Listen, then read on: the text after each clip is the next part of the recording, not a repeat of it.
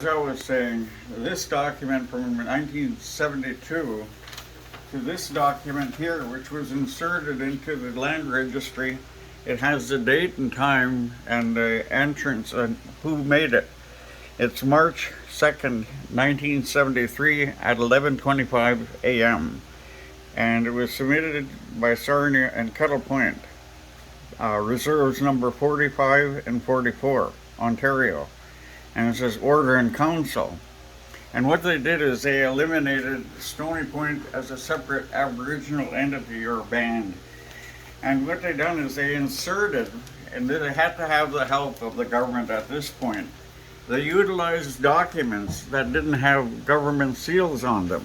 However, when they were dividing up the reserves and creating First Nations into the structures that they are today, the Chippewas of the River Asaba became Stony Point, reserve number 43, Kettle Point, reserve number 44, and Sarnia 45, Wapol 46, and so forth.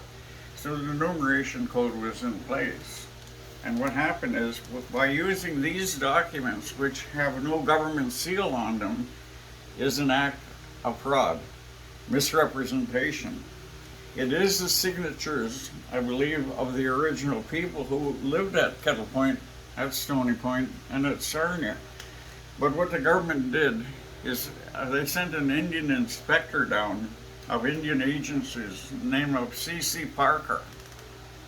And he was to report to the government on the division of the reserves. And what they done is they took an annuity list of the alleged treaty money, and they incorporated that apart from membership, which was like citizenship for each country.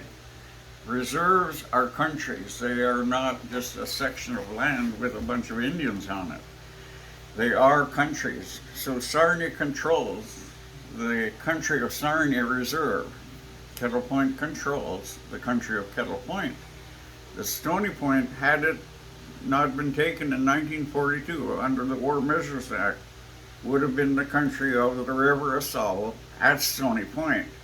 The people were moved off Goderich down to the Bayfield area, to Gren Bend, into the Pinery Provincial Park, on down to the place situated where Camp Ipperwash is located today. So the demand for the return was based upon my mother wanting her land back and to be compensated. The area taken in this photo was from the London Free Press, and it shows Gren Bend all the way up to Kettle Point. And the extent of the land, it incorporates approximately 1 million acres of land. So the government, under the Royal Proclamation, would have been required to get the interest of the lands and have a surrender in an open assembly. So there were a number of obstacles they could not meet. It was easier to negotiate with a couple of chiefs and say, all right, sell us your land. And this happened in 1974. The documents which I have are not restricted. I'm prepared to share them with anyone wishing to see them. These documents cannot be simply entrusted to, I hate to say it, but to lawyers and barristers and solicitors. Why? Because they are licensed by a society, the Law Society of Upper Canada, who received permission from the Crown to actually put together the law, which governs Ontario and Canada and so forth, and governs the conduct of the solicitors. Solicitors are human beings, subject to error. So if it was easier to negotiate, it's similar to going into court today.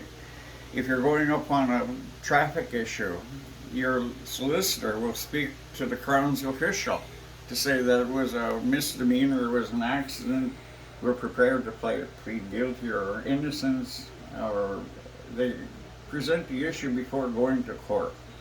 And this is what happened here. They looked at the documents, they saw that Kettle Point and Stony Point had become one entity in 1942. So they looked for the documents which would support that process and entered that into registry. But they did it without a vote. They did it without consultation to the people who were moved, and they had a listing of the people who were moved, and also an inventory of each family member, their age, and so forth. When the people were moved, lands were not available at Kettle Point for the Stony Point people.